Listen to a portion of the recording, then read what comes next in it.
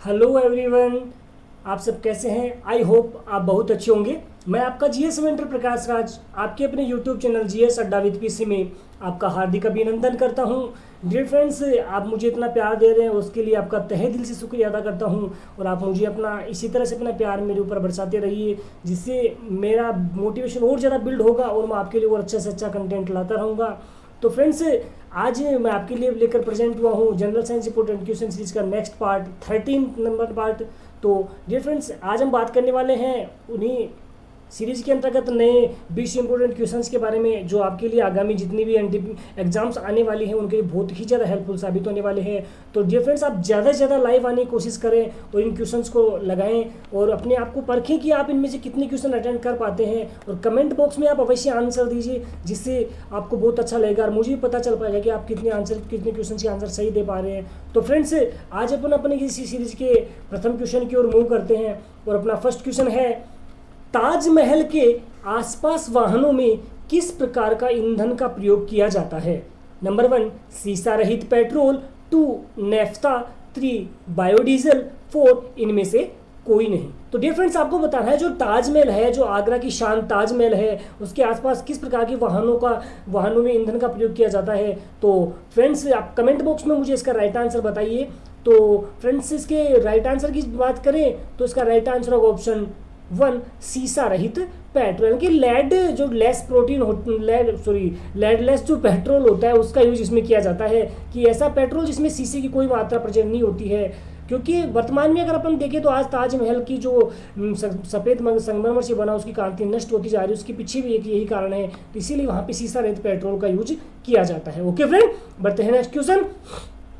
संहति जिसे मास द्रव्यमान कहते हैं का मात्रक आयतन का मात्रक क्या होता है? नंबर 1 किलोग्राम, जिसे केजी से रिप्रेजेंट करते हैं, 2 मीटर जिसे एम से रिप्रेजेंट करते हैं, 3 न्यूटन जिसे एन से रिप्रेजेंट करते हैं और घन मीटर जिसे M3 से रिप्रेजेंट करते हैं। तो आपको बताना है कि मास का वॉल्यूम मात्रक क्या होता है। तो फ्रेंड्स, इसका राइट आंसर होगा ऑप्शन 1 किलोग्राम, केजी इसका मात्रक होता है। ओके फ्रेंड, बढ़ते हैं नेक्स्ट क्वेश्चन।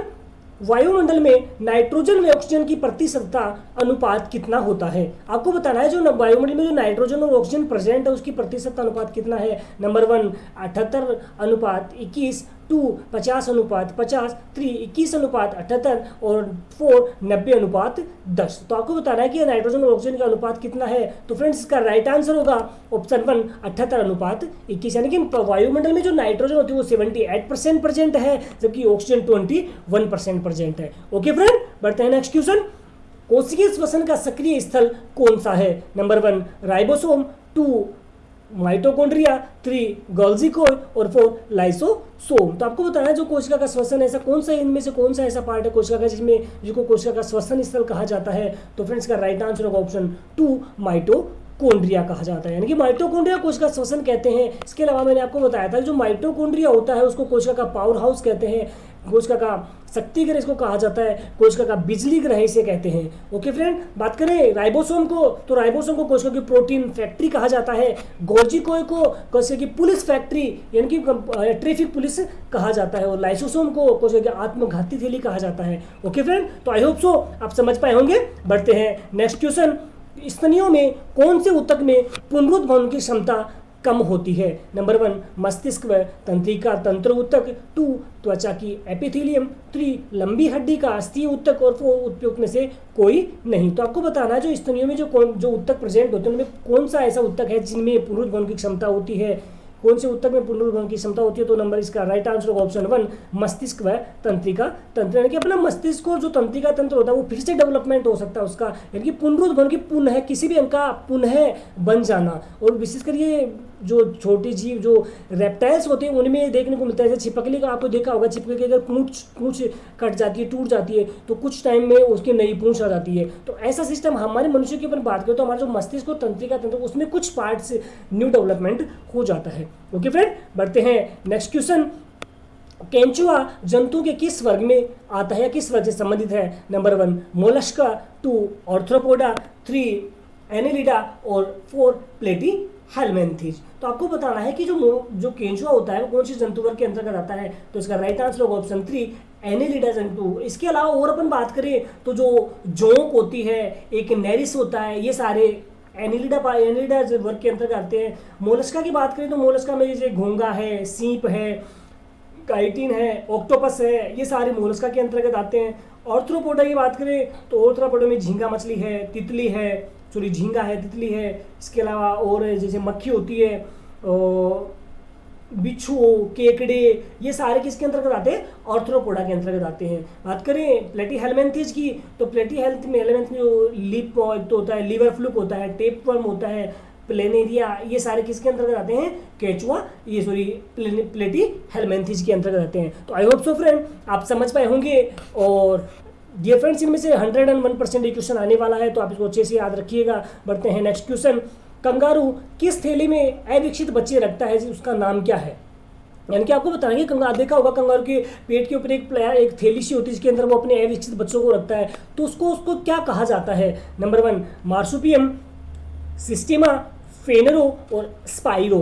तो आपको बताने में कौन सा है जिसे उसके नाम से जाना जाता है, तो इसका राइट आंसर होगा ऑप्शन 1 मार्सुपियम, यानी कि मार्सुपियम के नाम से उसको अपन जानते हैं। बढ़ते हैं नेक्स्ट क्वेश्चन है गुरुत्वाकर्षण के बारे में सर्वप्रथम दुनिया को बताने वाले वैज्ञानिक कौन थे?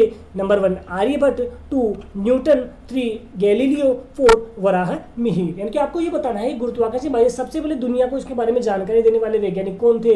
तो फ्रेंड इसका राइट आंसर जाने तो इसका राइट आंसर होगा ऑप्शन 4 वराहमिहिर। यानी कि वराहमिहिर ने सबसे पहले जनता को, दुनिया को ये बताया था कि गुरुत्वाकर्षण भी कोई एक ऐसा फोर्स होता है जो किसी वस्तु को अपनी ओर खींचने का कार्य करता है। बात करें आर्यभट्ट की तो जीरो की खोज की थी आर्यभट्ट ने, और इनके नाम पर ही बाद में अंतरिक्ष में एक यान भेजा गया था। न्यूटन ने अपने खुद के गति के नियम दिए हैं और गैलीलियो ने दूरबीन का आविष्कार किया है। ओके फ्रेंड, बढ़ते हैं नेक्स्ट क्वेश्चन। सूर्य का द्रव्यमान कितना होता है? Number 1 3.5 into 10⁻30 kg, 2 1.5 into 10⁻32 kg, 3 2.5 into 10⁻29 kg और 4 2 इंटू 10⁻30 kg। तो आपको बताने में सूर्य का द्रव्यमान कितना होता है, सूर्य का जो वॉल्यूम होता है वो कितना होता है? तो फ्रेंड्स का राइट आंसर होगा ऑप्शन 4 2 इंटू 10⁻30 kg, यानी कि 2 × 10⁻30 kg सूर्य का द्रव्यमान होता है। आई होप सो फ्रेंड आप समझ पाए होंगे। बढ़ते नेक्स्ट क्वेश्चन। मुहासे रोग का मुख्य कारक कौन सा है? Number 1 protozoa, trypanosoma, 2 staphylococci, bacteria, 3 vibrio cholerae और 4 इनमें से कोई नहीं। तो आपको बताना है आज वर्तमान में आप देखते हो जो टीनेजर्स होती हैं उनके अंदर चाहे गर्ल्स हो या बॉय, जो आज वर्तमान में ये मुहासे चेहरे पे फोड़े फुंसियों का निकलना, ये तो इसके लिए कौन सा कारक जिम्मेदार ये आपसे पूछा गया है। तो इसका right answer option 2 staphylococci bacteria, यानी कि हमारे जो चेहरा होता है, हमारे जो मुहासे निकल आते हैं उनकी वजह ये होती है कि एनवायरनमेंट में बहुत ज़्यादा ऐसे बैक्टीरिया घूमते हैं, इनमें से एक होता है स्टेफाइलोकोकाई बैक्टीरिया जो हमारे चेहरे को इन्फेक्टेड करता है और उसी वजह से हमारे चेहरे के ऊपर क्या निकल आते हैं? मुहासे निकल आते हैं। ओके फ्रेंड, बढ़ते हैं नेक्स्ट क्वेश्चन। पृथ्वी के कितने प्रतिशत भाग में जल है? 17%, नंबर 2 21%, 3 0.3% और 4 75%। तो आपको बताना है जो पृथ्वी होती है उसमें कितने % भाग में जल है। तो इसका राइट आंसर बात करें तो राइट आंसर होगा ऑप्शन 4 75%। ये पृथ्वी के लगभग 75% भाग पर क्या मौजूद है? जल मौजूद है। ओके फ्रेंड, बढ़ते हैं नेक्स्ट क्वेश्चन। अवतल लेंस के सामने रखी वस्तु का सदैव प्रतिबिंब होता है। नंबर 1 आभासी व सीधा, 2 आभासी वास्तविक व सीधा, 3 काल्पनिक व उल्टा, 4 वास्तविक व उल्टा। आपको बताना जो अवतल लेंस होता है, अवतल लेंस अब बात करें अवतल लेंस क्या होता है कि वो ऐसा लेंस जो किनारों पे मोटा होता है और बीच में से अंदर की ओर धंसा होता है, वो लेंस होता है अवतल लेंस। यानी कि जब भी उस पर कोई भी वस्तु का अगर प्रकाश की किरण पड़ती है और उसकी वस्तु के ऊपर कोई जो प्रतिबिंब बनता है, उस प्रतिबिंब की स्थिति पूछी क्या होती है। तो डियर फ्रेंड्स मैं आपको बता दूं, कोई भी अगर अवतल लेंस है और उसके सामने जो वस्तु रखी होती है तो उस पर जो प्रतिबिंब बनेगा उसकी प्रकृति हमेशा कैसी होती है? आभासी और सीधी। यानी कि प्रतिबिंब तो आभासी होता है, आभासी क्या होता है कि केवल जिसका पर आभास मात्र होता है, एक वास्तविक इमेज नहीं बनती, केवल उसकी एक आभासी इमेज बनती है और वो इमेज बनेगी वो हमेशा कैसी बनती है? हमेशा सीधी प्रवृत्ति की बनती है। ओके फ्रेंड, तो आई होप सो आप समझ पाए होंगे। बढ़ते हैं नेक्स्ट क्वेश्चन। विद्युत धारा का मात्रक किस वैज्ञानिक के नाम पर रखा गया? नंबर 1 जेम्स एम्पियर, 2 सल्वयू एम्पियर, 3 आंद्रे मेरी एम्पियर और 4 इनमें से कोई नहीं। तो आपको बताना है जो विद्युत धारा का मात्रक है उसको किस वैज्ञानिक के नाम पे रखा गया है। तो इसका राइट आंसर जाने बेटा, तो इसका right answer option 3 Andre Marie ampere, कि आंद्रे मेरी एम्पियर के नाम पर विद्युत धारा का रासायनिक मात्रक रखा गया था। बात करें विद्युत धारा किसे कहते हैं, तो आवेश प्रवाह की दर को क्या कहते हैं, विद्युत धारा कहा जाता है। ओके फ्रेंड, बढ़ते हैं नेक्स्ट क्वेश्चन। चुंबकीय फ्लक्स का मात्रक क्या होता है? नंबर 1 वेबर, 2 एम्पियर, 3 वोल्ट और 4 वेबर मीटर। तो आपको बताना है जो चुंबकीय फ्लक्स होता है उसका मात्रक क्या होता है, तो इसका राइट आंसर होगा ऑप्शन 1 वेबर इसका मात्रक होता है। एम्पियर की बात करें तो विद्युत धारा का मात्रक एम्पियर होता है, वोल्ट विभवांतर का मात्रक वोल्ट होता है फ्रेंड। ओके फ्रेंड, बढ़ते हैं नेक्स्ट क्वेश्चन। सोलर पैनल बनाने में किस धातु का प्रयोग होता है? डियर फ्रेंड्स, आज वर्तमान में देखते हैं कि बिजली को बचाने के लिए ज़्यादातर सोलर पैनल का यूज किया जाता है, तो उसी के बारे में पूछा गया उसमें किस धातु का प्रयोग होता है। नंबर 1 लोहा, 2 तांबा, 3 चांदी और 4 एल्यूमिनियम। तो आपको बताना है जो सोलर पैनल में किसका प्रयोग होता है, तो इसका right answer option friend option 3 चांदी का प्रयोग होता है। कि जो सिल्वर होती है, अर्जेंटम होता है, उसका प्रयोग सबसे ज़्यादा सोलर पैनल को बनाने में किया जाता है। ओके, क्योंकि विद्युत का अच्छा चालक होती है चांदी, और इसीलिए सोलर पैनल में चांदी धातु का यूज किया जाता है। तो बढ़ते हैं नेक्स्ट क्वेश्चन। प्रकाश का वेग सर्वाधिक किस में होता है?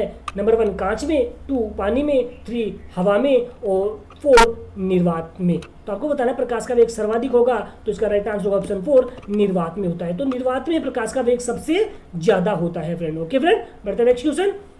आलू का पछेता अंगमारी रोग किसके कारण होता है? नंबर 1 अस्टिलेगो हॉर्डी, 2 कोलेटोट्राइकम फाल्केटम, 3 सीटी वायरस, 4 अस्टिलेगो न्यूडाट्रिटिसाई और 4 फाइटोप्थोरो इन्फेस्टेंस। तो आपको बताना है जो आलू में एक रोग होता है पछेता अंगमारी रोग, वो किसके कारण होता है? तो फ्रेंड्स इसका राइट आंसर की बात करें तो आप कमेंट बॉक्स में बता सकते हैं इसका राइट आंसर। तो इसका राइट आंसर होगा ऑप्शन 5 फाइटोप्थोरा इन्फेस्टेंस इसका आलू का पछेता अंगमारी रोग का कारण बनता है। यानी कि ये एक ऐसा वायरस का होता है जो इसके रोग को जन्म देता है, आलू का पछेता अंगमारी फाइटोप्थोरा इन्फेस्टेंस के कारण आलू का पछेता अंगमारी रोग होता है। बात करूँ अस्टिलेगो हॉर्डी, तो अस्टिलेगो हॉर्डी होती है जो में होने वाला, जो में एक कवर्ड स्मट रोग होता है उसको पनपने वाला होता है। यानी कि अस्टिलेगो हॉर्डी की किसको जब पनपता है, जो के अंदर एक क्वर्ड स्मर्ट, कौन सा क्वर्ड स्मर्ट, जो के अंदर पाया जाता है ये रोग क्वर्ड स्मर्ट, उसको जन्म देने वाला है अस्टिलेगो हॉर्डी। कोलेटोट्राइकम फाल्केटम की बात करें तो गन्ने का लाल जो सड़न रोग होता है, लाल गलन जो रोग होता है वो किसके कारण होता है? कोलेटोट्राइकम फाल्केटम के कारण। बात करें सीटी वायरस, तो सीटी वायरस की वजह से नींबू में ट्रिस्टेज रोग होता है। नींबू के अंदर एक रोग होता है ट्रिस्टेज रोग, वो किसके कारण होता है? सीटी वायरस के कारण होता है। बात करें अस्टिलेगो न्यूडाट्रिटिसाई, तो गेहूं का जो स्लथ कंड रोग होता है उसका जिम्मेदार वायक होता है अस्टिलेगो न्यूडाट्रिटिसाई होता है। आई होप सो फ्रेंड आप समझ पाए होंगे। एक बार फिर से रिपीट कर देता हूँ। अस्टिलेगो हॉर्डी की बात करें तो जो के अंदर जो क्वर्ड स्मट रोग होता है वो अस्टिलेगो हॉर्डी के कारण होता है। कोलेटोट्राइकम फाल्केटम की बात करें तो गन्ने का लाल गलन रोग कोलेटोट्राइकम फाल्केटम की वजह से होता है। सीटी वायरस की बात करें तो नींबू में ट्रिस्टेज रोग होता है वो सीटी वायरस के कारण होता है। और अस्टिलेगो न्यूडाट्रिटिसाई की तो गेहूं के अंदर जो स्लथकंड रोग होता है उसका जिम्मेदार वायक कौन होता है? अस्टिलेगो न्यूडाट्रिटिसाई। तो आई होप सो फ्रेंड आप समझ पाए होंगे। बढ़ते हैं नेक्स्ट क्वेश्चन। निम्नलिखित में से प्लेग रोग का जनक है? Number 1 Pasteurella pestis, 2 Neisseria meningitis, 3 Neisseria gonorrhoeae, 4 Clostridium tetani. तो आपको बताना है प्लेग रोग का जनक कौन होता है, तो इसका राइट आंसर होगा ऑप्शन 1 पास्चुरेला पेस्टिस। यानी कि पास्चुरेला पेस्टिस के कारण प्लेग रोग जन्म होता है। यानी कि इसके जनक प्लेग रोग का जनक कौन है? Pasteurella pestis. बात करें निसेरिया मेनिंजाइटिस, तो जो मेनिंजाइटिस रोग होता है वो यह मस्तिष्क में होने वाला रोग है मेनिंजाइटिस रोग, वो किसकी वजह से उसका जनक कौन है? Neisseria meningitis. नाइसीरिया गोनेरी की बात करें तो जो सुजाक रोग होता है यानी कि मूत्र मार्ग को सबसे ज़्यादा प्रभावित करता है। यानी कि अपना जो पेनिस पार्ट होता है उसका जो डोर सिस्टम होता है उसको प्रभावित करने वाला रोग कौन है? नाइसीरिया गोनेरी होता है। बात करें क्लोस्ट्रीडियम टीटेनी, तो टीटेनस रोग है जो तंत्रिका तंत्र को सबसे ज़्यादा प्रभावित करता है। तो आई होप सो फ्रेंड आप समझ पाए होंगे। बढ़ते हैं नेक्स्ट क्वेश्चन। मोमबत्ती का जलना किस प्रकार के परिवर्तन का कार्य है? नंबर 1 रासायनिक ऊर्जा को प्रकाश ऊर्जा में, 2 प्रकाश ऊर्जा को विद्युत ऊर्जा में, 3 रासायनिक ऊर्जा को विद्युत ऊर्जा में, 4 विद्युत ऊर्जा को प्रकाश ऊर्जा में। तो इसका राइट आंसर जाने फ्रेंड, इसका राइट आंसर होगा ऑप्शन 1, रासायनिक ऊर्जा को प्रकाश ऊर्जा। क्योंकि मोमबत्ती का जलना किस प्रकार का परिवर्तन है, रासायनिक ऊर्जा को किसमें कन्वर्ट करता है, प्रकाश ऊर्जा में कन्वर्ट करता है। तो आई होप सो आप समझ पाए होंगे। बढ़ते हैं नेक्स्ट क्वेश्चन। हाइड्रोजन सल्फाइड की गंध कैसी होती है? नंबर 1 फलों जैसी, 2 सिरके जैसी, 3 सड़े हुए अंडे जैसी, और 4 इनमें से कोई नहीं। तो आपको बताना है जो हाइड्रोजन सल्फाइड की गंध होती है वो कैसी होती है। तो फ्रेंड्स के राइट आंसर को जाने, तो इसका राइट आंसर होगा ऑप्शन 3, सड़े हुए अंडे। तो हाइड्रोजन जो सल्फाइड होती है इसका केमिकल फॉर्मूला H2S होता है, और ये एक ऐसी रंगीन गैस होती है जिसके अंदर जब इसकी गंध की बात करें तो इसमें सड़े हुए अंडे जैसी गंध आती है। ओके फ्रेंड, बढ़ते हैं नेक्स्ट क्वेश्चन। तो thank you friends, thanks for listening and thanks for watching video. तो डियर फ्रेंड्स, कैसा लगा यह वीडियो आपको? क्या वाकई में आपको लगता है ये आपकी किसी फैमिली मेम्बर या आपके किसी फ्रेंड्स की जो कंपटीशन एग्जाम की प्रिपरेशन कर रहा है उसके लिए हेल्पफुल साबित हो सकता है? तो आप अपने ज़्यादा से ज़्यादा अपने जितने भी सोशल मीडिया ग्रुप हैं उसमें इसको शेयर कीजिए, और अपने जो भी अपने फ्रेंड्स हैं जो न्यू हैं उनको बताइए, और उनसे कहिए कि चैनल को ज़्यादा से ज़्यादा सब्सक्राइब और लाइक करें, और वीडियो को ज़्यादा से ज़्यादा शेयर करें। अब इससे इतना सा होगा कि मुझे भी अच्छा लगेगा और मेरा मोटिवेशन और ज़्यादा बिल्ड होगा, और मैं आपके लिए और अच्छा सा कंटेंट लाता रहूँगा। डियर फ्रेंड्स, मैं ये चाहता हूँ कि ये सीरीज़ बंद न हो, इसको मैं आगे से जितना हो सके इस सीरीज को चालू करते रहे, और जल्द ही हम आपके लिए कुछ और नया, अब हम जल्द ही पढ़ने वाले हैं जो एक एक टॉपिक साइंस के जितनी भी साइंस है, साइंस के प्रत्येक टॉपिक को अपन पढ़ने वाले हैं। कुछ टाइम में आपके लिए नए वीडियो के साथ में फिर एक हाजिर होता हूं। तो आज के लिए इतना ही। ओके फ्रेंड, अगर आपको कंटेंट अच्छा लगा हो तो वीडियो को ज़्यादा से ज़्यादा लाइक एंड शेयर कीजिए, और साथ में जितने भी न्यू स्टूडेंट्स हैं वो चैनल को सब्सक्राइब अवश्य कीजिए विद बेल आइकन बटन के साथ में, जिससे आने वाले जितने वीडियो हो उनके नोटिफिकेशन आपको मिल सकें, और आप अपने फिक्स टाइम सुबह 9 बजे क्लास को अटेंड करके अपने जीएस नॉलेज को ज़्यादा से ज़्यादा बढ़ाने की कोशिश करें। तो धन्यवाद फ्रेंड, जय हिंद, जय भारत।